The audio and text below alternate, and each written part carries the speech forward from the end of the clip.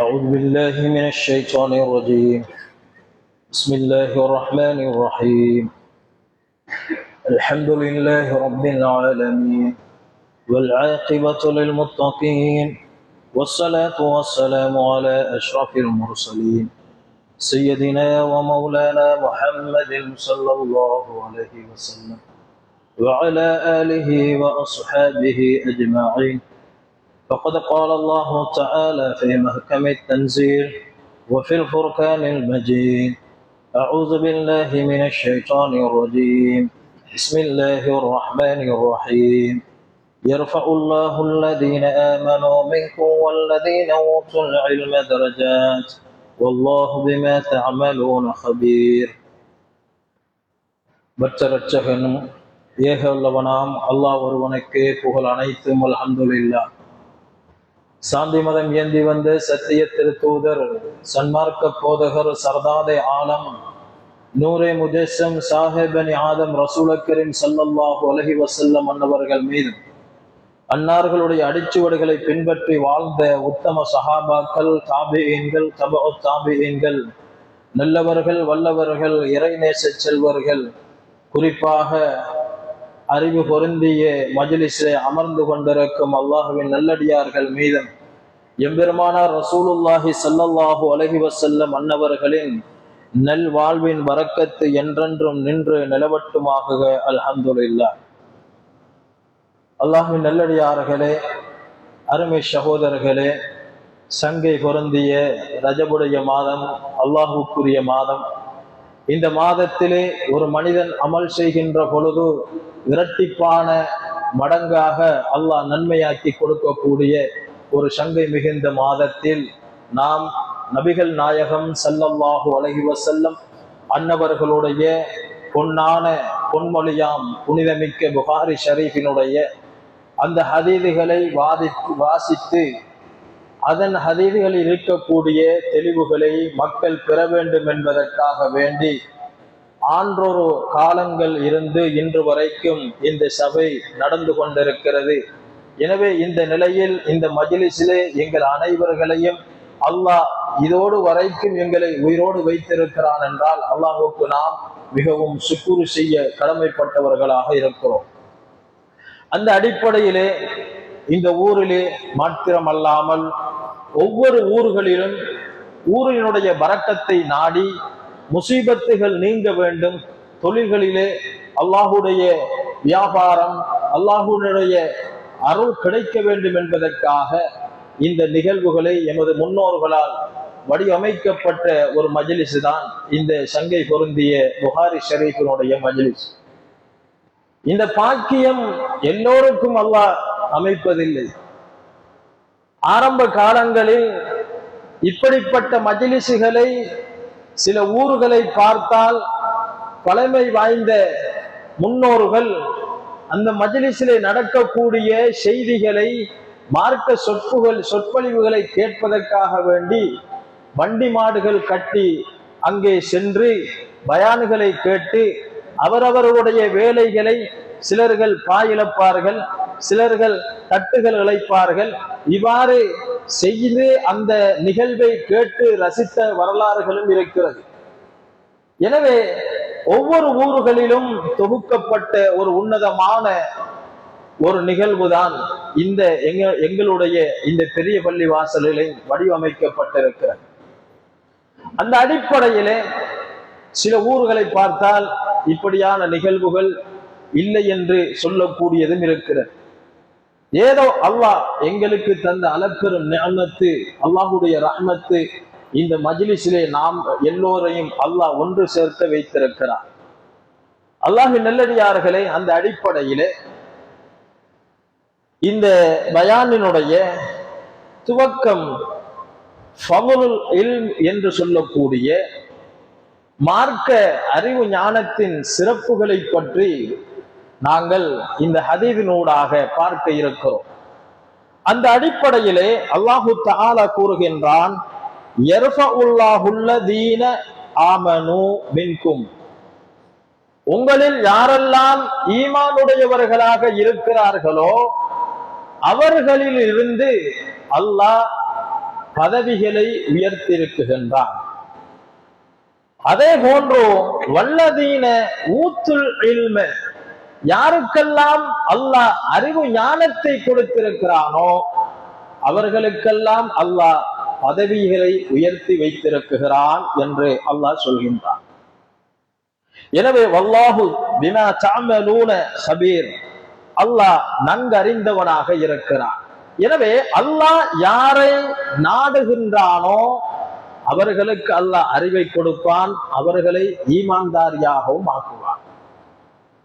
வலியுமார்கள் என்றால் எத்தனையோ ஆத்மாக்கள் நப்சை கடந்தவர்கள், அல்லாஹ்வினுடைய விலாயத்தை பெற்றுக் கொண்டவர்கள், ஆனால் உலகத்தில் வாழ்ந்தவர்கள் எல்லோரும் கிடையாது. அல்லாஹ் யாரை தெரிவு செய்கின்றானோ அவர்களைத்தான் யுஃபக்கிஹு ஃபித்தீன், மார்க்கத்தின் மேதைகளாக, அறிவு ஞானிகளாக அல்லாஹ் ஆக்குகிறான். அந்த அடிப்படையிலே சகோதரர்களே, அறிவு எனப்படுவது எல்லோருக்கும் கிடைக்க வேண்டும் என்றால் அது இல்லை. அல்லாஹ் எவருக்கெல்லாம் ஹஜ்ஜு செய்ய நாடுவது போன்றோ உம்ரா செய்ய நாடுவது போன்றோ அதே போல ஒன்றுதான் புனிதமிக்க அல்லாஹ்வினுடைய மார்க்க கல்வியை பயிலுவது என்பது. அதனால் தான் அல்லாஹ் சில மக்களை ஈமானை கொண்டு பதவிகளை உயர்த்திருக்கிறார், சில மக்களுக்கு அறிவை கொண்டு பதவிகளை உயர்த்திருக்கிறார்.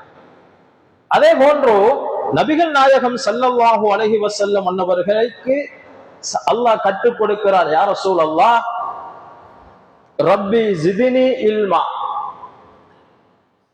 நாயகம் ஸல்லல்லாஹு அலைஹி வஸல்லம் அன்னவர்களுக்கு அல்லாஹ் கற்றுக் கொடுக்கிறான். யா ரசூலல்லாஹ் நீங்கள் இந்த வார்த்தையை சொல்லுங்கள், ரப்பி ஜிதினி இல்மா, யா அல்லாஹ் எனக்கு அறிவை அதிகமாக்குவாயா. எனவே அறிவு என்பது பிரயோசனமான அறிவு எனப்படுவதுதான் மார்க்க ஞானம் என்று சொல்லக்கூடிய. உலக அறிவு என்றாலும் அதே உலக அறிவுகளுக்கு மேற்பட்ட ஒன்றுதான் மார்க்க கல்வி. எத்தனையோ ஆண்கள் பெண்கள் படித்து இருந்தாலும் அவன் திருமணத்துக்கு தேடக்கூடிய தம்பதியினர்கள் எப்படிப்பட்டவளாக இருக்க வேண்டும், மார்க்க அறிவுள்ளவளாக இருக்க வேண்டும் என்றுதான் இஸ்லாம் வலியுறுத்தி கூறுகிறது. எனவே மார்க்க கல்வி எனப்படுவது எல்லோருக்கும் அல்லாஹ் அக்கல்வியை வழங்குவதில்லை சகோதரர்களே. அல்லாஹ் யாரை தெரிவு செய்திருக்கிறானோ அப்படிப்பட்ட சில மனிதர்களுக்கு அல்லாஹ் மார்க்க கல்வியை என்ன செய்திருக்கிறான், வைத்திருக்கிறான். அதே போன்றுதான் பாபு மன் சுஇல இல்மன் வஹுவ முஸ்தஇலுன் ஃபீ ஹதீஸிஹி ஃபஅதம்மல் ஹதீஸ சும்ம அஜாப ஸாஇல். உதாரணமாக ஒருவர் பேசிக் கொண்டிருக்கும் போது, ஒருவர் ஒரு பயானை அல்லது ஒரு மார்க்க விஷயங்களை ஒருவர் சொல்லிக் கொண்டிருக்கும் பொழுது ஏதேனும் ஒன்றை பற்றி ஒருவர் கேள்வி கேட்கப்பட்டால், ஒரு விஷயத்தை ஒரு ஆள் சொல்றாருன்னு வச்சுக்கோங்க, சொல்லிக் கொண்டிருக்கும் பொழுது இடையில் ஒருவர் வந்து என்ன செய்றாரு, கேள்வி கேட்கார். ஒருவர் வந்து கேள்வி கேட்கார். அவ்வாறு கேட்கப்பட்டால் இவர் சொல்லக்கூடிய இவர் அவருடைய பேச்சை முடித்ததன் பிறகுதான் இவர் கேட்ட கேள்விக்கு பதில் கொடுக்க வேண்டும். அதுதான் அதபு எனப்படுவது. இப்ப உதாரணத்துக்கு 2 பேர் பேசிட்டு இருக்காங்க, 3வது நபர் வருகிறார் என்றால் 2 பேர்களிடத்தில் அனுமதி கேட்டு அவர் வரலாம் என்று சொன்னால்தான் இவர் வர வேண்டும். இதுதான் மார்க்கம், இதுதான் மார்க்கம். இது போல ஒரு அறிவை பற்றி, ஒரு மார்க்கத்தை பற்றி ஒரு குழுவிடத்திலேயோ அல்லது ஒரு கூட்டத்துக்கு மத்தியில் சொல்லப்படுகின்றது என்றால் அவர் அந்த பேச்சை முடித்ததன் பிறகுதான் கேள்வி கேட்க வந்தவருக்கு பதில் சொல்வது. இதுதான் மார்க்கத்தினுடைய வரையறை. இது சம்பந்தமான ஒரு பாடம் நபிகள் நாயகம் ஸல்லல்லாஹு அலைஹி வஸல்லம் قال بينما النبي صلى الله عليه وسلم في مجلس, நாயகம் ஸல்லல்லாஹு அலைஹி வஸல்லம் அன்னவர்கள் ஒரு சபையின் நடுவே அமர்ந்திருக்கிறார்கள். யுஹத்திஸுல் கௌம, அந்த கூட்டத்துக்கு ஸல்லல்லாஹு அலைஹி வஸல்லம் அன்னவர்கள் என்ன செய்றாங்க, மார்க்க விழுமியங்களை கற்றுக் கொடுக்கிறார்கள். அப்படிப்பட்ட ஒரு அறிவு பொருந்திய ஒரு மஜ்லிஸை நடத்தி கொண்டிருக்கும் நிலையில் ஜாஅஹு அஅராபி, ஒரு கிராமவாசி வருகிறார், ஒரு மனிதர் வருகிறார். வந்து ஃபகால மதா ஸாஅ, கியாமத்துடைய நாள் எப்போது வரும் என்று இடையிலே கேள்வி கேட்கிறார். நாயகம் ஸல்லல்லாஹு அலைஹி வஸல்லம் அன்னவர்கள் சபையின் நடுவிலே ஒரு தலைமைத்துவமாக இருந்து என்ன செய்கிறார்கள், பாடம் நடத்தி கொண்டிருக்கும் நிலையில் இடையில் ஒரு மனிதர் வந்து கியாமத்துடைய நாள் எப்பொழுது உண்டாகும் என்ற கேள்வியை கேட்கிறார்கள். அப்ப ஃபமல்லா ரசூலுல்லாஹி ஸல்லல்லாஹு அலைஹி வஸல்லம் அன்னவர்கள், பெருமானார் ஸல்லல்லாஹு அலைஹி வஸல்லம் அன்னவர்கள் பதில் அளிக்காமல் பேச்சை தொடர்ந்து சொல்லிக் கொண்டே இருந்தார்கள். இவருடைய வார்த்தைக்கு அவங்க பதில் அளிக்காமல் அவர்கள் சொல்கின்ற நடத்துகின்ற வார்த்தைகளை சொல்லிக்கொண்டே இருக்கிறார்கள். ஃபகால பஅதுல் கௌம் மா கால ஃபகரிஹ மா கால, நாயகம் ஸல்லல்லாஹு அலைஹி வஸல்லம் அன்னவர்கள் அவர்கள் சொல்லியதை கேட்டு இருந்தாலும் அவர்களுக்கு பதில் கொடுப்பதற்கு ஸல்லல்லாஹு அலைஹி வஸல்லம் அன்னவர்கள் விரும்பவில்லை. அந்த நிலையிலே வகால பஅலுஹும், அந்த கூட்டத்திலே சில மனிதர்கள் சொல்லுகிறார்கள், சஹாபாக்கள் சொல்கிறார்கள், பல் என்றாலும் லம் யஸ்மஉ ஹத்தா இதா கலா ஹதீஸஹு, ஸல்லல்லாஹு அலைஹி வஸல்லம் அன்னவர்கள் அவங்களுடைய ஹதீதுகளை, அவர்களுடைய வார்த்தைகளை சொல்லி முடிக்காத வரைக்கும் அவங்க அதற்கு காது கொடுக்கவில்லை. எனவே அந்த விளக்கங்களை ஸல்லல்லாஹு அலைஹி வஸல்லம் அன்னவர்கள் சொல்லி கொடுத்து முடித்ததன் பிறகு, அவர்கள் சொல்லப்பட்ட மார்க்க விடயங்களை சொல்லி முடித்ததன் பிறகுதான் ஸல்லல்லாஹு அலைஹி வஸல்லம் அன்னவர்கள் கால அராஹு ஸாஇல் அனிஸ் ஸாஅ, கேள்வி கேட்டவர் எங்கே என்று கேட்டார்கள். அப்பொழுது கால ஹ அன யா ரசூலல்லாஹ், யா ரசூலல்லாஹ் நான் இதோ நின்று கொண்டிருக்கிறேன். ஃபைதா ضيعت ஃபைதா ضيعتில் அமானத்து, ஸல்லல்லாஹு அலைஹி வஸல்லம் அன்னவங்க அந்த கேள்வி கேட்டு, என்ன கேள்வி கேட்டாங்க, மதா ஸாஅ, கியாமத்துடைய நாள் எப்போது வரும் என்று கேட்டாங்க. அப்ப நாயகம் ஸல்லல்லாஹு அலைஹி வஸல்லம் அன்னவங்க விடை கொடுக்கிறார்கள், ஃபைதா ضيعتுல் அமானத், நம்பகத்தன்மை பால்படுத்தப்பட்டால், நம்பகத்தன்மை பால்படுத்தப்பட்டால் ஃபந்தலிர் ஸாஅ, கியாமத்துடைய நாளை எதிர்பாருங்கள் என்றார். அப்பொழுது கால கைஃப இதாஅத்துஹா, யா ரசூலல்லாஹ் நம்பகத்தன்மை என்றால் என்ன என்று அங்கே கேட்கப்படுகிறது. கால ஸல்லல்லாஹு அலைஹி வஸல்லம், பெருமானார் ஸல்லல்லாஹு அலைஹி வஸல்லம் அன்னவர்கள் சொன்னார்கள், இதா உஸ்ஸிதல் அம்ரு இலா கைரி அஹ்லிஹி, தகுதி அற்றவர்களிடத்தில் தலைமைத்துவம் செல்லப்பட்டால், தகுதி இல்லாதவர்களிடத்தில் தலைமைத்துவம் செல்லப்பட்டால் ஃபந்தலிர் ஸாஅ, கியாமத்துடைய நாளை எதிர்பாருங்கள் என்றார். அப்ப கியாமத்துடைய அடையாளங்களில் ஒன்றுதான் தகுதி இல்லாதவர்களுக்கு தகுதியை கொடுப்பது. ஒரு தலைமைத்துவத்தில் தகுதி இல்லாதவர்களுக்கு அந்த பொறுப்பை கொடுப்பது, அறிவில்லாதவர்களுக்கு தலைமைத்துவத்தை கொடுப்பது, விளக்கம் தெரியாதவர்களுக்கு அந்த பொறுப்பை கொடுப்பது. உதாரணமாக மாட்டை கற்றவன் அவனுக்கு கொடுக்கிற பொறுப்பு மாடு கற்ற பொறுப்பைத்தான் அவன் செய்வான், அப்படியா இல்லையா? உதாரணத்துக்கு மரக்கறி வியாபாரம் பண்றவர் அல்லது ஒரு மீன் வியாபாரம் பண்ற ஒரு வியாபாரிய இந்த மாட்டை கட்டுடாம சொன்னா கட்டுவாரா? ஒரு கட்ட மாட்டார். அப்ப யாருக்கு தலைமைத்துவமோ அல்லது ஒரு பொறுப்போ தகுதி வாய்ந்தவராக யார் இருப்பாரோ அவருக்குத்தான் அந்த பொறுப்பு சிறந்தது, அப்படியா இல்லையா? ஒரு பிரச்சனையும் ஏற்படாது. தகுதி அற்றவர்களிடம் அந்த பொறுப்பு செல்லப்பட்டால் கியாமத்துடைய அடையாளம், கியாமத்தை எதிர்பாருங்கள் என்றார்கள் ஸல்லல்லாஹு அலைஹி வஸல்லம். எனவே சகோதரர்களே, மார்க்க அறிவினுடைய சிறப்புகளுடைய விடயத்தில் தான் இந்த ஹதீதுகள் இடம்பெற்றுக் கொண்டிருக்கிறது. அடுத்ததாக நாயகம் ஸல்லல்லாஹு அலைஹி வஸல்லம் அன்னவர்கள் அவர்களே என்ன செய்வாங்க? இப்ப உதாரணத்துக்கு ஒரு தலைவர், ஒரு இமாம் என்ன செய்யறாரு? மார்க்க போதனைகளை சொல்லிக் கொண்டிருக்கிறார். சொல்லிக்கொண்டு மக்களுக்கு மத்தியில் சொல்கின்ற பொழுது அவர் அந்த அறிவை பரிசோதிப்பதற்காக, உங்களுடைய அறிவை ஒரு இமாம் பரிசோதிப்பதற்காக உங்களிடத்திலே சில கேள்விகளை கேட்பார். இது இஸ்லாத்தில் அனுமதிக்கப்பட்ட ஒன்று. உதாரணத்துக்கு ஸ்கூல்ல படிக்கிற பிள்ளைகள் நாங்க எல்லா பேரும் அந்த பாடசாலை கடந்தா வந்திருக்கோம். அங்க ஒரு கணித பாடங்களோ ஏதோ ஒரு பாடம் நடத்துகின்ற பொழுது அந்த மாணவர்களுக்கு விளங்கிட்டா இல்லையாங்கிறத பார்ப்பதற்காக வேண்டி ஆசிரியர் படித்ததில் சில கேள்விகளை கேட்பார், அல்லது சில வினாக்களை தொடுத்து கேட்பார். அப்ப பிள்ளைகள் தெளிவாக இருக்குதா அல்லது அறிந்து விட்டார்களா என்று அதனை பரிசீலனம் செய்வதற்காக ஆசிரியர் கேட்பார். இது போல நாயகம் ஸல்லல்லாஹு அலைஹி வஸல்லம் அன்னவர்கள் என்ன செய்யறாங்க? சபைக்கு நடுவிலே ஒரு கேள்வியை மக்களிடத்தில் கேட்கிறார்கள். இதற்கு இஸ்லாத்தில் அனுமதி இருக்கிறது.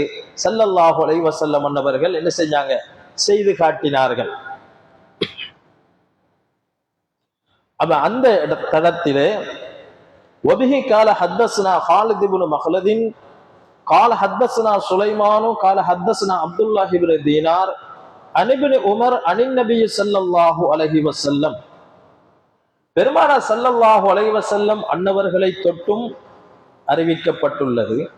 கால ஸல்லல்லாஹு அலைஹி வஸல்லம், நாயகம் ஸல்லல்லாஹு அலைஹி வஸல்லம் அன்னவர்கள் சொல்லுகிறார்கள், இன்ன மின ஷஜரி ஷஜரத்தன், மரங்களில் ஒரு வகை மரம் உண்டு. சஹாபாக்களுக்கு மத்தியில கேட்கிறாங்க, மரங்களில ஒரு வகையான மரம் இருக்கிறது. லா யஸ்குது வரக்குஹா, அதனுடைய இலைகள் உதிர்ந்து விடாது, அந்த இலைகள் உதிர்ந்து விடாது. இது போலதான் வஇன்னஹா மஸலுல் முஸ்லிம், ஒரு முஸ்லிமுக்கு உதாரணம் என்று சொல்லிவிட்டு ஹத்திசூனி மாஹிய, இந்த சஹாபாக்கிட்ட இதை சொல்லிட்டு கேட்கிறாங்க, அது என்ன மரம் என்பதை எனக்கு சொல்லுங்கள் பார்க்கலாம், எனக்கு சொல்லுங்கள் பார்க்கலாம் என்று பெருமானார் ஸல்லல்லாஹு அலைஹி வஸல்லம் அவர்கள் அந்த சஹாபாக்களுடைய அறிவு திறமைகளை சோதிப்பதற்காக கேள்வி கேட்கிறாங்க. இப்பொழுது அந்த நேரத்திலே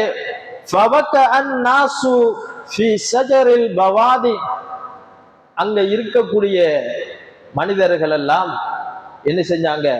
நினைத்து கொண்டார்கள், யோசித்தாங்க, அது ஒரு காட்டு மரமாகத்தான் இருக்கும், காட்டில் வளரக்கூடிய ஒரு மரமாகத்தான் இருக்கும் என்பதை என்ன செஞ்சாங்க? சிந்தித்தாங்க.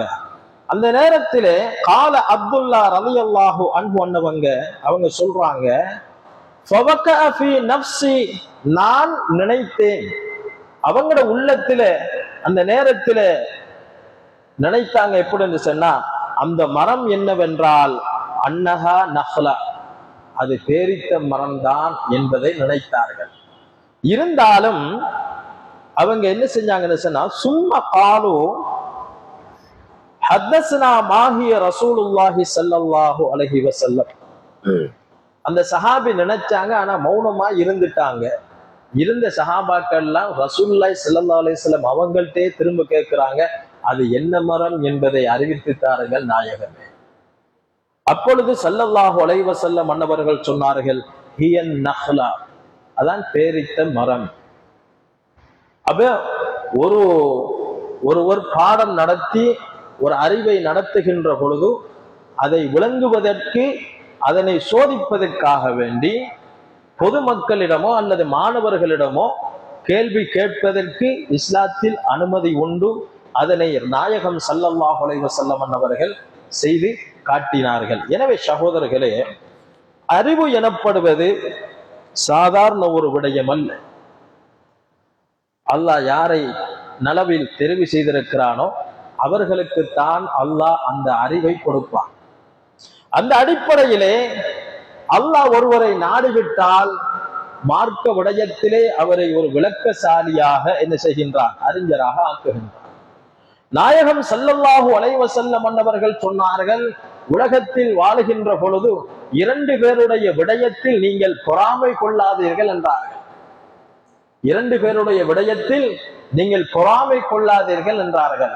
ஒன்று, யார் இந்த உலகத்தில் செல்வங்களை சம்பாதித்து அதை அல்லாஹ்வினுடைய வழியிலே செலவு செய்கிறாரோ, தர்மம் செய்கிறாரோ, அவர்களுடைய விடயத்தில் நீங்கள் பொறாமை கொள்ள வேண்டாம் என்றார்கள்.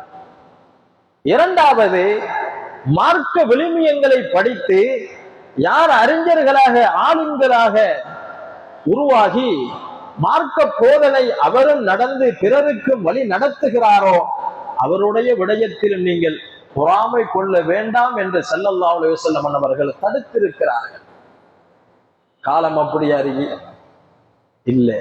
சாதாரண ஒரு மனிதனை பார்ப்பது போன்றுதான் ஆலிம்கள் உலமாக்களை பார்க்கக்கூடிய ஒரு சமூகமாக இருந்து கொண்டிருக்கிறது. எனவே மார்க்க அறிவு எனப்படுவது சகோதரர்களே, நாங்க காலுக்கு மேல காலை போட்டு உட்கார்ந்துட்டு இருந்தா மார்க்கம் வரும் மார்க்கம் வரும் என்பதல்ல. விழித்திருக்க வேண்டும், பசித்திருக்க வேண்டும், தியாகித்திருக்க வேண்டும். இப்படிப்பட்ட நிலைகளை ஒரு மனிதன் கடந்து வருகின்ற பொழுதுதான், இந்த நிலைகளை அவன் விளக்குகின்ற பொழுதுதான் அவன் ஒரு லட்சியத்தை அடைவான். ஒரு முன்னேற்றத்திற்கான பாதையை ஒரு மனிதன் செல்ல வேண்டும் என்றால் அதிலே பல தடைகள் ஏற்படுவதற்கு வாய்ப்பு இருக்கிறது. அந்த தடைகளினால் அவன் மனம் நொந்து விட்டால் அவன் ஏறக்கூடிய முன்னேற்றத்தினுடைய ஆசை அவன் அடைய முடியாது. இது போலதான் உலமாக்கள் எனப்படுபவர். எல்லோருக்கும் அல்லாஹ் அந்த அமைப்பை கொடுத்திருக்க மாட்டார். ஆரம்ப காலங்கள்ல மதரசாக்கள்ல பார்த்தோம் சொன்னா நாங்க சொல்றோமா நினைக்கிறோமாய்க்கலாம் இல்லை. உண்ணுவதற்கோ உடுப்பதற்கோ மிச்சம் கஷ்டமான ஒரு வறுமை கோட்டில் இருக்கக்கூடிய எத்தனை மதரசாக்கள். ஒருவேளை உணவு மாத்திரம் உண்டு என்ன செய்திருக்கக்கூடிய படிக்கக்கூடிய நிலைமை. இமாம் ஷாஃபி ரஹ்மத்துல்லாஹி அன்ஹு படிச்சாங்க. படித்து முடிக்குகின்ற வரைக்கும் அவங்களோட சாப்பாடு என்ன தெரியுமா? வேப்பெண்ணையும் ரொட்டியும் தான். படிப்பெல்லாம் முடிந்து விட்டது, ஊரு திரும்ப வேண்டும் என்ற அன்றைய நிலையை அவர்கள் யோசிக்குகின்ற பொழுதுதான் ரொட்டியையும் வேப்பெண்ணையும் தொட்டு சாப்பிடுகிறார்கள். அந்த வேப்பெண்ணையினுடைய கசப்பு அன்றுதான் அவர்களுக்கு தெரிந்தது. அவ்வாறு என்றால் அப்போ மார்க்கத்தினுடைய அந்த சட்ட மார்க்க கல்வியினுடைய இனிப்புதான் அவர்களுடைய நாவில் இருந்தது. முழுக்க முழுக்க சிந்தனை மார்க்க கல்வியாக இருந்தது. அதனால் அவர்களுக்கு வேப்பெண்ணையினுடைய கசப்பு கூட தெரியவில்லை. மார்க்கம் படித்து கல்வியை படித்து முடித்து விட்டோம், நாம் வீடு செல்ல வேண்டும் என்ற கடைசி நிலை ஏற்படுகின்ற பொழுதுதான் வேப்பெண்ணையினுடைய கசப்பு அப்பதான் அவங்களுக்கு தெரிஞ்சது. எவ்வளவு தியாகம்! நாயகம் ஸல்லல்லாஹு அலைஹி வஸல்லம் மன்னவர்களுடைய காலத்தில் ஒரு வகுப்பு இருந்தது, ஒரு மதரசா இருந்தது. யாரு? திண்ணை தோழர்கள், சஹாபாக்கள். பெருமானார் ஸல்லல்லாஹு அலைஹி வஸல்லம் மன்னவர்களோடு அமர்ந்திருக்கக்கூடியவர்கள். நாயகம் ஸல்லல்லாஹு அலைஹி வஸல்லம் மன்னவர்களோடு கற்றல் முறைகளை என்ன செய்தார்கள்? படித்தார்கள். மார்க்க கல்விகளை படித்த சஹாபாக்கள் இருக்கிறார்கள். அப்படிப்பட்ட மார்க்க கல்விகளை படித்த சஹாபாக்கள் ஒருவர்கள் தான் யாரு? அபூ ஹுரைரா ரலியல்லாஹு அன்ஹு அவர்கள். ஹதீஸ் கலையிலே வல்லுநர்களாக அதிகமான ஹதீஸ்களை அறிவித்தவர்கள் அபூ ஹுரைரா ரலியல்லாஹு அன்ஹு. அப்படிப்பட்ட அபூ ஹுரைரா ரலியல்லாஹு அன்ஹு அன்னவங்க தொழுகையில் இருக்கும் பொழுது என்ன செஞ்சாங்க? விழுந்து விட்டார்கள். விழுந்து துடிப்பதை போன்று துடித்துக் கொண்டிருக்கிறார்கள். சஹாபாக்கெல்லாம் யோசிச்சாங்க, ஏதோ வலிப்பு வந்து விட்டது என்று. ஆனால் உண்மையிலே அவங்களுக்கு ஏற்பட்ட நிலை என்னென்று சொன்னா வலிப்பு இல்லை. அபூ ஹுரைரா ரலியல்லாஹு அன்ஹு அவங்க சொல்றாங்க, எனக்கு ஏற்பட்டது வலிப்பல்ல, பல நாட்கள் நான் சாப்பிடாத என்னுடைய உடல் பலகீனம்தான் என்றார். எப்படிப்பட்ட ஒரு தியாகம் யோசித்து பாருங்க. அப்படியான நிலைகள் எல்லாம் கடந்து மார்க்க அறிவு மேதைகளாக திகழ்ந்தவர்கள் தான் சஹாபாக்கள். அவர்களோடு இருந்த கண்மணி ரசூலுல்லாஹ் ஸல்லல்லாஹு அலைஹி வஸல்லம் அவர்கள் அறிவு ஞானம் என்றாலே அவர்கள் தான். அறிவின் பட்டினம் ரசூலுல்லாஹி ஸல்லல்லாஹு அலைஹி வஸல்லம் அன்னவர்கள். அல் உம்மி என்று சொல்வார்கள், எழுத படிக்க தெரியாதவர்கள் என்றுதான் நாங்கள் அறிந்திருக்கிறோம். ஆனால் கருத்து அவ்வாறல்ல. எழுதுவதற்கும் படிப்பதற்கும் தேவையற்றவர்கள். எழுத்து என்றாலும் படிப்பு என்றாலும் அவர்கள் தான். எனவே கல்வியின் ஊற்றாக நாயகம் ஸல்லல்லாஹு அலைஹி வஸல்லம் அன்னவர்கள் திகழ்ந்தார்கள். அவர்களும் எப்படிப்பட்ட தியாகிகளாக இருந்தார்கள் என்பதை நான் யோசிப்போம். 3 வேளை தொடர்ந்து சாப்பிட்ட வரலாறு இருக்கிறதா? இல்லை. ஒவ்வொரு சஹாபாக்களும் பசிக்காக வயிற்றிலே கல்லை கட்டி 2 நாள் திரிகின்ற பொழுது பெருமானார் ஸல்லல்லாஹு அலைஹி வஸல்லம் அன்னவர்களை தாங்க முடியாமல் பசியோடு வந்து சந்தித்த சஹாபாக்களுக்கு மத்தியிலே அவர்களுடைய ஜுப்பாவை துறந்து சஹாபாக்கள் காட்டினார்கள், யா ரசூலல்லாஹ், எனக்கு பசி அதிகமாகி இருக்கிறது, 2 நாள் சாப்பிடவில்லை நாயகம். எப்படிப்பட்ட சஹாபாக்கள்! ஏன் இப்படிப்பட்ட சஹாபாக்கள் பசியோடு இருக்க வேண்டும்? பெருமானார் ஸல்லல்லாஹு அலைஹி வஸல்லம் அன்னவர்களுடைய வாழ்க்கை வழிமுறையினுடைய மார்க்க சட்ட விழுமியங்களை கற்றுக்கொள்ள வேண்டும் என்ற ஆர்வத்தோடு இருந்தவர்கள். பெருமானார் ஸல்லல்லாஹு அலைஹி வஸல்லம் அன்னவர்களுடைய நாவில் இருந்து ஒரு வார்த்தை வெளியாகிவிட்டால் அதனை மக்களுக்கு பகிரங்கப்படுத்த வேண்டும் என்ற ஆவலோடு இருந்தவர்கள் சஹாபாக்கள். அப்படிப்பட்ட சஹாபாக்கள் உறக்கத்தை, நிம்மதியை இழந்தாங்க. பெருமானார் ஸல்லல்லாஹு அலைஹி வஸல்லம் அன்னவர்களோடு ஒட்டி இருந்தாங்க, மார்க்க கல்வியை படித்துக் கொண்டாங்க. ஆனா என்னென்ன துன்பங்களை இழந்தார்கள் என்பதை நாம் வரலாறுகளை பார்த்திருக்கிறோம். அப்ப 2 சஹாபாக்கள் ஓடி வந்து, யா ரசூலல்லாஹ், நான் பசியாக இருக்கிறது, 2 நாள் சாப்பிடுவது. பெருமானார் ஸல்லல்லாஹு அலைஹி வஸல்லம் அன்னவர்கள் ஜுப்பாவை தூக்கி காட்டினாங்க, வயிற்றிலே கல்ல கட்டப்பட்டிருக்கிறது, நான் 3 நாள் சாப்பிடவில்லை. கல்வி போதித்த தலைவருக்கு இந்த நிலை என்றால் சகோதரர்களை சிந்தித்து பாருங்கள்.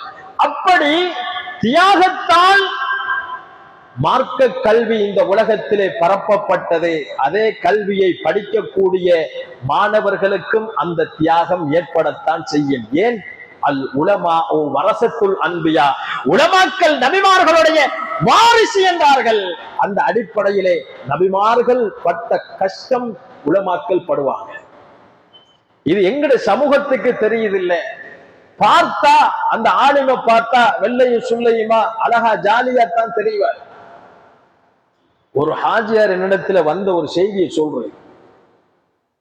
ஒரு ஆலிம அவரை சந்திச்சு பழகுகின்ற பொழுது ஒரு நாள் அவரை சந்தித்து, என்ன உங்களோட குடும்ப வாழ்க்கை எப்படி போகுது, உங்களோட செலவு சம்பாத்தியம் எப்படி இருக்குன்னு கேட்ட உடனே அந்த ஆளின் அழுது கொண்டே விட்டார். வெளியில் சொல்ல முடியாத ஒரு நிலை. இவர் கேட்டதற்காக அவர் சொல்ல முடியாத நிலையை நினைத்து அழுதார். இதை அந்த நபர் என்னிடத்தில் வந்து சொல்கின்றார். எனவே எத்தனையோ உலமாக்கள், ஆளுவீங்கள், ஏன் அவருடைய பிரச்சனையை சொன்ன அடுத்தாக்கள் ஒரு வித்தியாசமாக நினைப்பார்கள். எனவே அறிஞர்கள், உலமாக்கள் எனப்படுபவர்கள் நபிமார்களுடைய வாரிசு என்றார்கள். எனவே அந்த அடிப்படையிலே சகோதரர்களை நாம் சிந்தித்து பார்க்க வேண்டும். உலகத்திலே வாழ்கின்ற பொழுது சகோதரர்களே, கல்வியை தேடும் வழியில் ஒரு மனிதர் நடந்தால் மார்க்க விடயங்களை கற்பதற்காக வேண்டி, ஒரு ஆலிமாக உருவாக வேண்டும் என்பதற்காக வேண்டி ஒரு மனிதர் மதரசாக்களிலே கல்வி பயின்றால் அல்லாஹ் அவருக்கு சுவர்க்கத்தின் பாதையை இலகுவாக்குகின்றான். மார்க்க கல்வியை படிப்பதற்காக வேண்டி இப்படியான சபையிலே யார் வழி நடந்து வருகிறார்களோ அவர்களுக்கு அல்லாஹ் சுவர்க்கத்தின் பாதையை இலேசாக்குகின்றான். எங்கே இருக்கிறது? நாம் சுவர்க்கத்தை தேடி எங்கெல்லாம் செல்கின்றோம். சுவர்க்கத்தை தேடி எங்கெல்லாம் செல்கின்றோம். வீட்டுக்குள்ளும் சுவர்க்கம் இருக்கிறது எங்களுடைய தாய் தந்தையர்கள். அந்த சுவர்க்கங்களை மதிக்காத வரைக்கும் அல்லாஹ் நாளை மறுமை சுவர்க்கத்தை தரமாட்டான். சுவர்க்கத்தினுடைய பாதை மார்க்க விழுமியங்களை அறிந்து கொள்வதும் இருக்கிறது. எனவே சகோதரர்களே, நாம் சிந்திக்க கடமைப்பட்டிருக்கிறோம். எனவே உலமாக்கள் எனப்படுபவர்கள் சாதாரண ஒன்றல்ல, சாதாரண ஒன்றல்ல. எத்தனையோ தியாகங்களை களைந்துதான் இன்று ஆலிம்களாக உருவெடுக்கப்பட்டவர்கள். இப்படிப்பட்ட உலமாக்களுக்கு ஒரு உபமானம் அல்லாஹ் இந்த உலகத்திலே இரண்டு கூட்டத்தாரை வைத்திருக்கிறான். ஆலிமீன்கள் எனப்படுபவர்களும் இருக்கிறார்கள், ஆரிஃபீன்கள் எனப்படுபவர்களும் இருக்கிறார்கள். ஆலிமீன்கள் என்றால் மார்க்க சட்ட விழுமியங்களை கற்று அதை பிறருக்கும் கற்றுக் கொடுப்பவர்களாக இருக்கிறார்கள். அவர்கள் எதனை மையமாக வைத்து கற்றுப்படுத்துகிறார்கள் என்றால், நாளை மறுமையை அடைய வேண்டும், நாளை மறுமையினுடைய சுவனத்தை அடைய வேண்டும் என்ற நோக்கத்தோடு கற்றுக் கொடுக்கிறார்கள். இவர்கள் தான் ஆலிமீன்கள், உலமாக்கள். இன்னும் ஒரு கூட்டம் இருக்கிறது, ஆரிஃபீன்கள். ஆரிஃபீன்கள் எனப்படுவது அல்லாஹ்வினுடைய விலாயத்தை பெற்றுக் கொண்டவர்கள். அவர்கள் போதிப்பார்கள், சகோதரர்களே நாம தான் எங்களுக்கு தேவைன்னா நாங்க போய் உட்கார்ந்து படிக்குவோம். அப்படிப்பட்ட இல்முல பல வகை இருக்குது. ஷரியத்துடைய சட்டங்களை வெளிப்படையாக யாருக்கு வேண்டுமென்றாலும் பப்ளிக்காக சொல்லலாம். இன்னும் ஒரு இல்மு இருக்குது, பப்ளிக்கு தேவைண்டா தான் அவங்க போய் என்ன செய்யறது, கால் மடித்து படிப்பது. எனவே கால் மடித்து நாங்க போய் தேடி படிக்கக்கூடியவர்கள் தான் ஆரிஃபீன்கள். அப்படிப்பட்ட ஒரு கூட்டங்களும் இருக்கிறார்கள். அவர்கள் இந்த உலகத்துக்கும் ஆசைப்பட மாட்டாங்க, மறு உலகத்துக்கும் ஆசைப்பட மாட்டாங்க, மறு உலகத்தினுடைய சுவர்க்கத்தை அடைவதற்கும் ஆசைப்பட மாட்டார்கள். அவர்கள் ஆசைப்படுவதெல்லாம் அல் இல்மு பில்லாஹ், இறைவனை அறிகின்ற விடயத்தில் ஆசைப்படுபவர்கள் தான் ஆரிஃபீன்கள். எனவே சகோதரர்களே, மார்க்கத்தினுடைய ஆழத்தை நம்மளால் அளந்து கொள்ள முடியாது. மார்க்கத்தினுடைய ஆழம் கடல் போன்று பெரிது, கல்வியினுடைய ஆழம் கடல் போன்று பெரிது. அதனால் எங்களை அளக்கவும் முடியாது, அதனுடைய எல்லையை தொடவும் முடியாது. உங்களுக்கு தெரியுமா சகோதரர்களே, ஹஜ்ஜாஜ் இப்னு யூசுப் என்று சொல்லக்கூடிய மிக பெரும் மன்னன், அவர் என்ன செஞ்சிருக்கார் என்று சொன்னா, அரச சபையிலே சிம்மாசனத்திலே ராஜாவாக இருக்கும் நிலையில் ஒரு 9 வயதுடைய ஒரு சிறுவன் சபைக்குள் நுழைந்து விடுகிறார். நுழைந்து விட்ட சிறுவன் மன்னரை பார்த்து சில கேள்விகள் தொகுக்கப்படுகிறது. ஹஜ்ஜாஜ் இப்னு யூசுப் எப்படிப்பட்டவர் என்றால், அவருடைய தீர்ப்பே கொலைதான். மக்கள் அவரை பார்த்தாலே நடுநடுங்கக்கூடிய ஒரு நிலை. அப்படி ஒரு ஆட்சி புரியக்கூடிய மன்னர் ஹஜ்ஜாஜ் இப்னு யூசுப். இப்ப அந்த அரச சபைக்குள் ஒரு 9 வயது குழந்தை நுழைந்து விட்டது.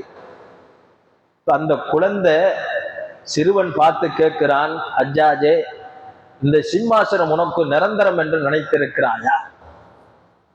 உனக்கு முன்னோர்கள், உன்னுடைய தந்தை, உன்னுடைய தந்தைக்கு தந்தை, இவர்கள் எல்லாம் இதோ பக்கத்தில் மையவாடி இருக்கிறது, அங்கே அடக்கப்பட்டிருக்கிறார்கள். நீயும் அங்கு செல்லத்தான் வேண்டும். எங்களால இயலுமா? ஒரு முரடனை பார்த்து எங்களுக்கு கேள்வி கேட்க இயலுமா? பார்த்தாலே பயந்து உழுந்துரும். அப்படிப்பட்ட நிலையில இருக்கிற ஒரு ஆளை பார்த்து நாங்க கேட்போமா? கேட்டா அடுத்த செகண்ட் எங்களுக்கு என்ன நிலைமை வரும் எங்களுக்கு தெரியும். ஆனா அந்த 9 வயது சிறுவன் ஒரு கேள்வியை கேட்கிறான். இப்படிப்பட்ட உடனே என்ன செய்யறாரு ஹஜ்ஜாஜ் இப்னு யூசுப்? ஆச்சரியப்பட்டு பேய்த்தார் மன்னர். சபையே என்ன செய்ய கூடியிருக்கிறது. இந்த நிலையிலே ஹஜ்ஜாஜ் இப்னு யூசுப் அவர் அந்த 9 வயது குழந்தையிடத்தில் சில கேள்விகளை கேட்கிறார். அஹஃபில்தல் குர்ஆன், நீங்க குர்ஆனை பாதுகாத்து வைத்திருக்கிறியா? அப்பொழுது அந்த சிறுவன் சொன்னான், அந்த அளித்த பதில், அந்த குர்ஆன் என்ன அழிந்தா போய்விட்டது, அதனை பாதுகாப்பது.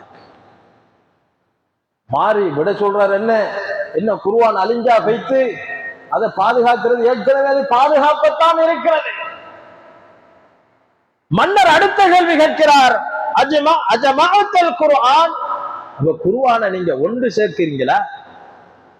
அந்த சிறுவன் சொல்றான், ஏற்கனவே அந்த குர்ஆன் நூல் வடிவத்தில் ஒன்று சேர்த்துதான் இருக்கிறது, நான் இன்னும் எதற்கு ஒன்று சேர்க்கிறது? மன்னருக்கு வியப்போம், எப்படியாவது ஒரு குதர்க்கமான கேள்வியை கேட்டு இவரை மடக்கலாம் என்ற ஒரு சிந்தனையோடு மன்னர் கேள்வி கேட்கிறார். அடுத்த கேள்வி கேட்கிறார்கள், அஃபஹகம்தல் குர்ஆன், குர்ஆனை வைத்து தீர்ப்பு செல்ல போறீங்களா? அப்ப அந்த சிறுவன் சொல்லுகிறான், ஏற்கனவே அந்த குர்ஆன் தீர்ப்பாகத்தான் இறங்கி இருக்கிறது, அவ்வாறு இருக்க நான் என்ன தீர்ப்பு சொல்வது?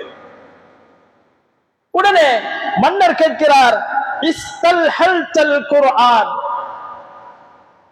அப்ப நீங்க குர்ஆனை வெளிப்படுத்த போறீங்களா? அப்பொழுது அந்த சிறுவன் சொன்னா, குர்ஆன் என்ன புதஞ்சா கிடக்கு, அதை வெளிப்படுத்துறதுக்கு ஏற்கனவே அந்த குர்ஆன் வெளிப்பட்டதாகத்தான் இருக்கிறது.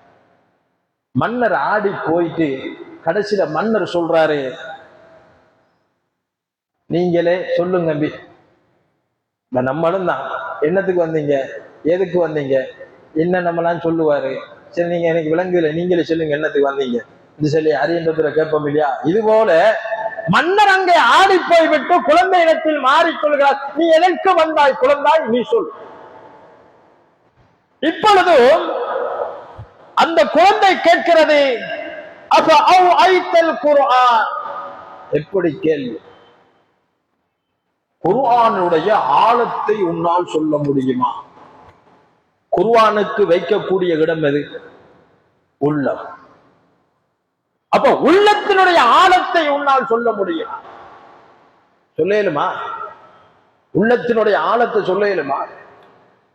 இயலாது. மன்னர் ஆடி போய் விட்டார். அப்ப மன்னர் மாறி கேட்கிறாரு, குர்ஆனில் மிக பிரமாண்டமான வசனம் எது? அந்த குழந்தை, அச்சிறுவன், 9 வயது சிறுவன் சொல்லுகிறான், குர்ஆனுடைய பிரமாண்டமான வசனம் ஆயத்துல் குர்சி.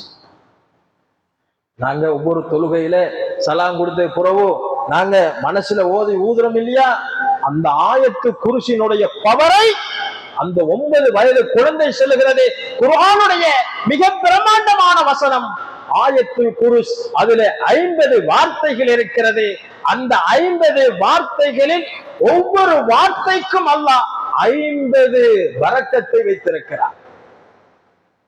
அப்ப ஒரு ஆயத்து குர்சிக்கு 2500 பரக்கத்தை அல்லாஹ் வைத்திருக்கிறான் என்றால் எவ்வளவு பவரானது, எவ்வளவு சிறப்பானது என்பதை நாம் சிந்திக்க வேண்டும். இந்த விளங்கிட்டா இல்லையா ஆயத்து குர்சியினுடைய பவர்? எனவே அந்த குழந்தை சொல்லுகிறது, மன்னன் திகைத்து விட்டு கடைசியா மன்னர் ஏதாவது ஒன்றை கேட்டு இவரை மழுப்பலாம் என்ற முடிவுக்கு வந்து மன்னர் கேட்கிறாங்க, சுவர்க்க வாசிகளுடைய தன்மை என்னவென்று சொல்ல இயலுமா? அந்த சிறுவன் சொல்லுகிறார், சுவர்க்க வாசிகள் உண்ணுவார்கள், பருகுவார்கள், ஆனால் மலசலம் கழிக்க மாட்டார்கள். உண்பார்கள், தின்பார்கள், மலசலம் கழிக்க மாட்டார்கள். இவர்கள் தான் சுவர்க்க வாசிகள். அங்கே சுவர்க்கத்துல அட்டாச் பாத்ரூம் இருக்காண்டெல்லாம் தேட வேண்டிய அவசியம் இல்லை. எங்களுக்கு டொய்லெட்டுக்கே போவார். அப்ப உண்ணுவார்கள், தின்னுவார்கள், மலம் சலம் கழிக்க மாட்டார்கள். இதுதான் சுவர்க்க வாசிகளுடைய தன்மை என்று அந்த குழந்தை சொல்கின்ற பொழுதும் மன்னர் ஹஜ்ஜாஜ் கேட்கிறார், அப்படி என்றால் அப்படி தன்மையுடைய மனிதரை இந்த உலகத்தில் உன்னால் காட்ட முடியுமா என்று கேட்கிறார். எப்படி கேள்வி? எங்களால் சொல்ல இயலுமா? சுவர்க்கவாசியை காட்டுங்கன்னு சொன்னா சொல்ல இயலுமா? மன்னர் அங்கே கேள்வி கொடுக்கிறார், அந்த தன்மையுடைய மனிதர் இந்த உலகத்தில் யார் இருக்கிறார் என்பதை உம்மால் காட்ட முடியுமா என்று ஹஜ்ஜாஜ் மன்னர் கேட்குகின்ற பொழுது அந்த 9 வயது சிறுவன் சொல்கின்றான், ஆம், என்னால் காண்பித்து காட்ட முடியும். யார் தாயினுடைய கருவறையிலே உண்ணுகின்றது, தின்னுகின்றது, ஆனால் மலசலம் கழிப்பதில்லை என்றார்கள். அந்த குழந்தை சொல்கின்றது என்றால் தாயினுடைய கருவறையில் இருக்கக்கூடிய சிசு என்றே பதிலளித்தது. அப்பொழுது சகோதரர்களே, மன்னர் அசந்து போய்விட்டார். எப்படிப்பட்ட அறிவு! குர்ஆனை விளங்கிக் கொண்டதினால், மார்க்க விழுமியங்களை, சட்டங்களை அறிந்து கொண்டதினால் அல்லாஹ் அந்த அறிவுக்கு கொடுத்த சிறப்பை பாருங்கள். எப்படிப்பட்ட சபையை ஆட்டி பார்த்தது அந்த குழந்தை. இதே போன்று உங்களுடைய குழந்தை வர வேண்டும் என்றால் மார்க்க போதனைகளை சொல்ல வேண்டும். கிழக்கிழங்கையின் பல்கலைக்கழகம் என்று போற்றக்கூடியதுதான் எங்களுடைய ஜாமியா மன்பையில் ஹிதாயா. நானும் அதுலதான் முக்காவாசி ஓதி. எத்தனையோ உலமாக்கள் அதில் கரை கண்டவர்கள், கரையை தொட்டிருக்கிறார்கள், ஆழத்தை அறிந்திருக்கிறார்கள். மார்க்க விளிம்பியங்களை அறிவால் சூழப்பட்ட ஒரு இடம்தான் எங்களுடைய இந்த மதரசா. சேர்ப்பதற்கான பல திட்டங்களோடு அது நடந்து கொண்டு சென்று கொண்டிருக்கிறது. ஒவ்வொரு எங்களுடைய ஊர்ல இருக்கக்கூடிய வெளியூர்கள்ல இருக்கக்கூடிய ஒவ்வொரு ஆளுங்களுடைய திறமைகள் பயான்களை நாங்க பார்த்தோம்னு சொன்னா அது ஜாமியா மன்பைல் ஹிதாயா. அதனுடைய வளர்ப்பு தான் இன்றே இந்த இடத்திலே ஒவ்வொரு உலமாக்களும் மன்பை என்ற பட்டத்தை சுமந்த நிலையில் நடந்து கொண்டிருக்கிறார்கள். எனவே சிறு பருவத்தில் எங்களுடைய குழந்தைகளை மார்க்க போதனைகளை ஊட்டப்பட வேண்டும் என்றால் எங்களுடைய வழியிலே எங்களுடைய பிள்ளைகளை என்ன செய்ய கொண்டு சேர்க்க வேண்டும். எத்தனை மதரசாக்கள் இருக்கிறது. ஆனா காலங்கள் சூழ்நிலைகள் மோசமாக இருக்கும் நிலையில் எம்மட ஊர்ல நாங்க போர் சேர்க்கிறது சிறந்தது. எனவே சகோதரர்களே, அப்ப மார்க்க அறிவு சாதாரண ஒன்று இல்லை. இன்றைக்கு அதை போதித்து ஆளுங்களாக உருவெடுக்கப்பட்ட உலமாக்களை இன்று எத்தனை பேர் நாம் கண்ணியப்படுத்துகிறோம் என்பதை நாம் சிந்திக்க வேண்டும். எந்த நபிமார்கள், எந்த சஹாபாக்கள் தியாகத்தாலும் கஷ்டத்தாலும் துன்பத்தாலும் வாழ்க்கையை இழந்து உயிரை இழந்து இந்த உலகத்துக்கு பின்னோர் சமூகத்துக்கு மார்க்கத்தை பாதுகாத்து மார்க்க அறிவுகளை பாதுகாத்தார்களோ அந்த வாரிசுகளாகத்தான் இன்று உலமாக்களை அல்லாஹ் வைத்திருக்கிறார். உலமாக்கள் இல்லை என்றால் அல்லாஹ் ஒரு காலமும் கல்வி ஞானத்தை புடுங்க மாட்டான். ஆனால் கல்வி ஞானத்தை படித்த ஆளுங்களை என்ன செய்வார்? மரணிக்க வைப்பார். அந்த ஆளுங்கள் மரணித்து விடுகின்ற பொழுது மரங்கள், அதாவது பூமி வானங்கள் எல்லாம் அழும் என்றார்கள் ஸல்லல்லாஹு அலைஹி வஸல்லம். மார்க்க கல்வியை பயின்றவர்களுக்கு கடலில் உள்ள மீனர்கள் இருந்து உலகத்தில் வாழக்கூடிய அனைத்தும் அல்லாஹ்விடத்தில் துஆ செய்கிறார். மலக்குமார்கள் துஆ செய்கிறார்கள், யா அல்லாஹ் இவருக்கு நீ பரக்கத்தை கொடுப்பாயாக, கருணையை கொடுப்பாயாக, உனது ரஹ்மத்தை கொடுப்பாயாக என்று யாருக்கு துஆ செய்கிறார்கள்? படித்த ஆளுங்களுக்கு, உலமாக்களுக்கு. மத்தாக்களுக்கு துஆ செய்யறாங்களா? இல்ல. அப்ப எங்களுக்கும் உலமாக்களுக்கும் எவ்வளவு வித்தியாசம் சகோதரர்கள். நான் ஒரு ஆலிம் என்ற ரீதியிலே நான் சொல்ல வேண்டும் என்பதல்ல. நிறைய இடங்கள்ல பலவிதமான இழிவு நிலைகள் ஏற்படத்தான் செய்கிறது. ஒரு ஆலிமுடைய துயரமும் அவருடைய வாழ்க்கை சரிதமும் சுப்ஹானல்லாஹ் கேட்டால் மிச்சம் கஷ்டம். ஒரு பள்ளியில, எங்களோட ஊர் பள்ளியில கிட்டத்தட்ட 40 வருஷம் ஒரு ஆலிம் கடமை புரிந்து கொண்டே இருக்கிறார். ஆனால் 3 பெண் பிள்ளைகள் இருந்தும் ஒரு பிள்ளைக்கு கூட ஒரு வீடு கட்ட இயலாத நிலையில் இருந்தார். கடைசியில நம்ம எந்த வழியில வந்தோமா நம்மட பிள்ளையும் அதே வழியில இருந்துச்சு. அவரை ஹாஃபிலாக்கினாரு. ஹாஃபிலாக்கி ஆலிமாக ஆகுவதற்கு 1-2 கிதாபுகளை படித்த நிலையிலே அவர் அதை விட்டு நீங்கி என்ன செஞ்சிட்டாரு? அவர் ஆலிமாகல. ஏன் ஆலிமாகல் என்று கேட்டா, என் வாப்பா 40 வருஷம் இமாமத்து செஞ்சும் ஒரு குமர வாழ வைக்க முடியாமல் போய்விட்டது. இந்த நிலைதான் எனது வாழ்க்கைக்கும் வரும். அதனால் என்னுடைய உடப்பிறப்புகளை நான் என்ன செய்ய வேண்டும்? கரை சேர்க்க வேண்டும் என்று அவர் என்ன செஞ்சாரு? எல்லாத்தையும் விட்டுட்டு வெளியே போனார். இப்படி நிறைய பேர் வரலாறுகள் இருக்கிறது. எனவே சகோதரர்களே, மார்க்க கல்வி என்பது சாதாரண ஒன்றில். நாங்க தாலிம் குர்ஆன எத்தனை வருஷத்துக்கு ஓதிரிப்போம்? யோசிச்சு பாருங்க. எத்தனை வருஷம் ஓதிரிப்போம் நாங்க தாலிம் குர்ஆன்? ஏன் 30 ஜுஸு குர்ஆன எத்தனை வருஷமா நாங்க சிறு பராயத்துல ஓதிரிப்போம்? ஆனா மார்க்க கல்வி என்பது சாதாரண ஒன்றில்லை சகோதரர்கள். மக்களுக்கு போதனை செய்வதென்பது அறிஞர்கள், உலமாக்கள் எனப்படுபவர்கள் சாதாரணமானவர்கள் அல்ல. நபிமார்களுடைய வாரிசுகள். அவர்கள் பட்ட கஷ்டமும் தியாகமும் துன்பமும் இன்று உலமாக்கள் ஆளுங்கள் பட்டு கொண்டிருக்கிறார்கள். நவுதுபில்லாஹ், அல்லாஹ் அந்த ஆளுங்களை இழிவுபடுத்துகின்ற கூட்டங்களை விட்டும் அல்லாஹ் எங்களை பாதுகாத்துக் கொண்டது. எனவே அல்லாஹ்வின் நல்லடியார்களே, ஒரு கட்டத்திலே ஹசரத் அலி ரலியல்லாஹு அன்ஹு அண்ணவங்கள்ட்ட யாரு வாராங்கன்னு சொன்னா, மனித ரூபத்தில் ஜிப்ரீல் அலைஹிஸ்ஸலாம் அன்னவர்கள் வருகிறார்கள். அறிவின் தலைவாசல் என்று போற்றக்கூடியவர்கள் யாரு? அலி ரலியல்லாஹு அன்ஹு. அறிவு ஞானத்தை யார்கிட்ட படிச்சாங்க? ஸல்லல்லாஹு அலைஹி வஸல்லம் அன்னவர்கள்.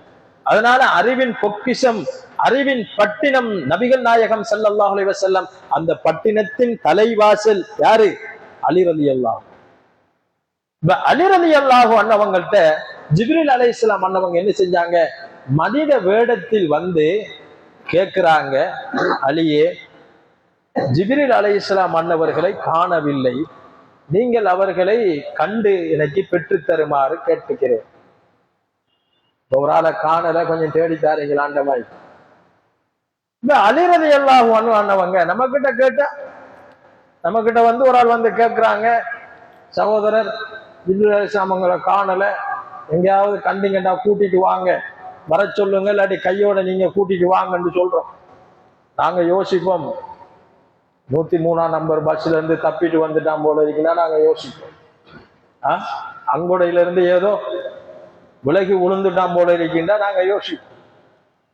அதே கேள்விதான் அலி நாயகத்துல கேட்ட உடனே அலி ரலியல்லாஹு அன்ஹு அன்னவங்க வானத்தையும் பூமியையும் பார்த்து, ரெண்டு சைட்டையும் பார்த்துட்டு முன்னாலையும் பின்னாலையும் பார்த்துட்டு சொன்னாங்க, எங்கும் இல்லை, ஒன்றோ நான் ஜிப்ரீலாக இருக்க வேண்டும், அல்லது நீங்கள் ஜிப்ரீலாக இருக்க வேண்டும்.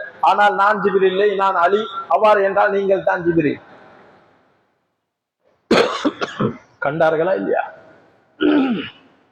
எதனால் இதை கண்டு கொண்டார்கள்? அல்லாஹ் யாரை கொண்டு அல்லாஹ் நல்ல விடயத்துக்கு நாடுகின்றானோ, அல்லாஹ் யாரை நாடுகின்றானோ அவர்களுக்கு அல்லாஹ் என்ன செய்வான்? அறிவு ஞானத்தை கொடுப்பான். கண்டு கொண்டார்களா இல்லையா?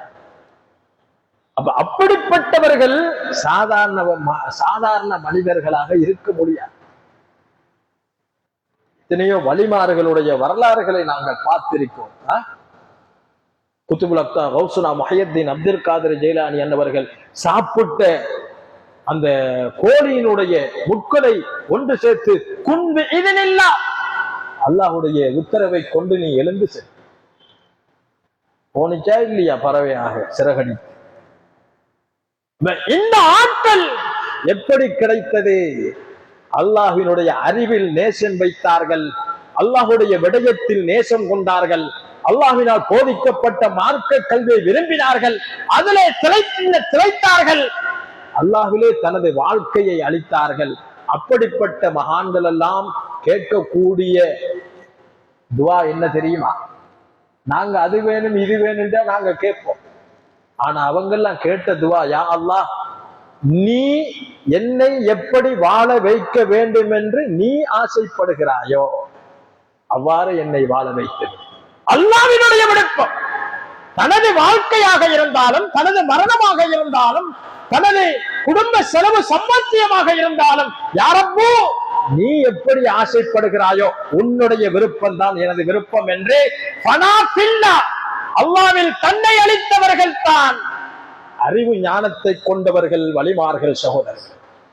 அதனால இறைவனை நெருங்க வேண்டும் என்றால் இபாதத்தை கொண்டு மாத்திரம் போதாது, அறிவு ஞானம் இருக்கும். அறிவு இருந்தால்தான் இபாதத்து செய்யலாம். ஒரு தொழுகையை பற்றி அதை பற்றி அறிவும் தெளிவும் இருந்தா தான் நாங்க தொழுகையில. உதாரண தக்பீரை கட்டிட்டு என்ன ஓதுறன்னு தெரியாம இருந்தா வேலை இல்லை, அல்ஹம்து சூரத்து இல்லைன்னு சொன்னா வேலை இல்லை. தொழுகை கூடுமா? கூடாது. அல்ஹம்து சூரத்து தெரியாம இருக்கிறாமா? அப்ப தொழுகையில என்ன அர்க்கானுகளை ஓதணும், அந்த மார்க்கத்தினுடைய அறிவுகளை தெரிஞ்சால்தான் தொழுகைக்கு ஒருவர் முன் வரலாம். அப்ப இது போல இறைவனுடைய அன்பையும், இறைவனுடைய ரஹமத்தையும், இறைவனுடைய நெருக்கத்தையும் ஒரு மனிதன் அறிய வேண்டும் என்றால் கல்வியை அவன் தேட வேண்டும். அப்படி கல்வியை தேடியவர்கள் தான் காலத்தை வென்ற சரித்திர புருஷர்களாக, சத்திய சஹாபாக்களாக திகழ்ந்தவர்கள் தான் ஒவ்வொரு சஹாபாக்களுடைய இந்த அவர்களினால் அறிவிக்கப்பட்ட ஹதீதுகள். இதை தொகுத்தவர்கள் யார்? இமாம் புகாரி ரஹிமஹுல்லாஹ் அன்ஹு அன்னவர். எவ்வளவு தியாகம்! ஒரு ஹதீதுக்காக பல கடல் பல மைல்களை கடந்து சென்றவர்கள். அப்படி தொகுக்கப்பட்ட ஹதீது கலை இன்று நாங்க உட்கார்ந்து கேட்கிறதுக்கு எங்கள்ல மிச்சம் பேருக்கு நேரம் இல்லை. எப்போது படிப்பது? மார்க்க சட்டங்களை எப்பொழுது தெரிந்து கொள்வது? மௌத்தாகி மண்ணுக்கு போன பிறவா? சகோதரர்களை, ஒரு வரலாறை சொல்லிவிட்டு முடித்து விடுகிறேன். ஒரு தந்தை தனது மகனுக்கு தோட்டம் துறவுகள் அனைத்தையும் விற்று படிக்க வைத்தார், உலக கல்வியை. மகன் என்ன செஞ்சாரு? ஒவ்வொரு துறைக்கும் நாடு நாடாக சென்று படித்தார். படித்து அவர் முடித்து உலக நாட்டிலே கின்னஸ் புத்தகத்தில் பெயர் வாங்கக்கூடிய அளவுக்கு அவர் பெயர் பொதிக்கப்பட்டது. ஆனால் திடீரென சகோதரர்களே அவருக்கு ஒரு வருத்தம் ஏற்பட்டது. வருத்தத்தை உலக நாடுகளில் உலக நாடு திரும்பி பார்த்தது. உலகத்தில் இருக்கக்கூடிய பெரும் வைத்தியர்கள் எல்லாம் அங்கே சென்று அவரை பரீட்சித்து பார்க்கிறார்கள். எவராலும் வென்று கொள்ள முடியாது. மகனை கைவிடப்பட்டு விட்டது. உங்களுடைய மகனை அழைத்து செல்லலாம். உலக சாதனை என்ற பெயர் புத்தகத்தில் பெயர் வாங்கிய நபர் இங்கே வீட்டில் வருத்தத்தோடு முணங்கிக் கொண்டிருக்கிறார். அதுதான் சக்கராத்துடைய வருத்தம். எந்த பணத்தை கொண்டும் எந்த வைத்தியத்தை கொண்டும் ஈடுகொடுக்க முடியாத ஒரு வருத்தம் என்றால் சக்கராத்துடைய நிலை. உயிர் போராடி கொண்டிருக்கிறது.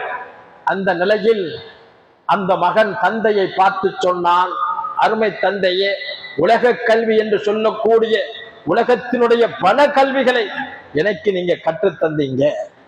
எப்படிப்பட்ட சபையில் நான் உட்கார வேண்டும், எப்படிப்பட்ட உயர் பீடத்தில் என்னை அமர்த்தி பார்க்க வேண்டும் என்ற வரைக்கும் எனக்கு நீங்க அறிவுக்காக கல்விக்காக வேண்டி செலவழித்தீங்க. பரவாயில்லை. ஆனால் இப்பொழுது நான் மரணிக்க போகிறேன். எனக்கு மௌத்து நெருங்கிவிட்டது. நான் மரணித்து விட்டால் என்னை கபரிலே வைக்கப்படும். அங்கே மாணவர்கள் கேள்வி கேட்பார்கள், அந்த படிப்பை எனக்கு கற்றுத்தரவில்லையே தந்தை என்று அந்த மகன் சக்கராத்தோட நிலைமையில் அழக்கூடிய காட்சிகள் வரலாறு இருந்து கொண்டிருக்கிறது. எனவே கை செய்யப்படுவதனால் எந்த பிரயோசனம் இல்லை. எனவே பிரயோசனமான கல்வி இருக்கிறது. உலக கல்வி இருந்தாலும் மார்க்க கல்வி அதிகம் புகுத்தப்பட வேண்டும். எனவே அந்த மகன் அழுதார். தந்தை கை செய்யப்பட்ட நிலையில் தேமி அழுது கொண்டிருந்தார் என்றால் சகோதரர்களே, எல்லோருக்கும் அல்லாஹ் மௌத்தை வைத்திருக்கிறார், சக்கராத்தை வைத்திருக்கிறார். ஒவ்வொருவர்களும் பொறுப்புதாரிகள். குல்லுக்கும் ராஇ வ குல்லுக்கும் மஸ்ஊல். உங்களோட பொறுப்பை நாளை மறுமையில் அல்லாஹ் விசாரிக்கத்தான் இருக்கிறார். எனவே மார்க்க விழுமியங்களை கற்றுக்கொண்டு அதன் பிறகு நாம் அமல் செய்து தனது பிள்ளைகளுக்கும் மார்க்க சட்டங்களை கற்றுக் கொடுத்து பல உலமாக்கல்களாக, பல ஆலிம்களாக, பல ஹாபில்களாக யா அல்லாஹ் இந்த சமூகத்துக்கு மத்தியிலே உருவாக்கி தந்தருவாயாக. அறிவின் சிறப்பினால் யா அல்லாஹ் எங்களுடைய வாழ்க்கையிலே ரஹ்மத்தையும் பரக்கத்தையும் அருளையும் சொரிந்தருவாயா. யாரெல்லாம் மார்க்க கல்வியை தேடி சென்றிருக்கிறார்களோ அவர்களை ஆளுங்களாக, சிறந்த ஆளுமை உள்ள அறிவு ஞானமிக்க கல்விமான்களாக உருவாக்கி அருள்வாயாக. யாரெல்லாம் உலமாக்கல் என்ற அடிப்படையிலே இந்த உலகத்தில் இந்த ஊரில் வாழ்கிறார்களோ அவர்கள் அனைவர்களுடைய வாழ்க்கையிலும் பரக்கத்தையும் அருளையும் சொரிந்தருவாயாக. அவர்களுக்கு நிம்மதியான வாழ்வை கொடுத்தருவாயாக. அவர்களுடைய ரஹ்மத்திலும் ஆயுளிலும் யா அல்லாஹ் நீடித்தருள்வாயாக. மனை மக்கள், பிள்ளைகள், தாய் தந்தையர்கள் அனைவர்களையும் சுவர்க்கவாசிகள் ஆக்கி அருள்வாயாக. இந்நிகழ்வை ஏற்பாடு செய்திருக்கக்கூடிய இப்பள்ளிவாசல் நிர்வாகத்தினர்கள் அனைவர்களையும் நீ பொருந்திக் கொள்வாயாக. நான் சபையிலே உட்கார்ந்து இருக்கக்கூடிய எங்கள் அனைவர்களையும் நாளை மறுமையில் ஜன்னத்துல் ஃபிர்தௌஸ் என்ற உயர்தரமான சுவர்க்கத்திலே இதேபோல் பெருமானார் ஸல்லல்லாஹு அலைஹி வஸல்லம் அன்னவர்களோடு தோளோடு தோள் புகுத்த நிலையில் சஹாபாக்களுக்கு மத்தியில், நபிமார்கள் வலிமார்களுக்கு மத்தியிலே எங்களையும் அந்த சுவர்க்கத்தில் ஒன்று சேர்த்தருவாயாக. ஆமீன் ஆமீன். பிஜாஹி ஸய்யிதில் அமீன். வமா அலைனா இல்லல் பலாஉல் முபீன். வஆகிரு தஅவானா அனில் ஹம்துலில்லாஹி ரப்பில் ஆலமீன். صلى الله على محمد صلى الله عليه وسلم صلى الله على محمد صلى الله عليه وسلم صلى الله على محمد يا ربي صل عليه وسلم.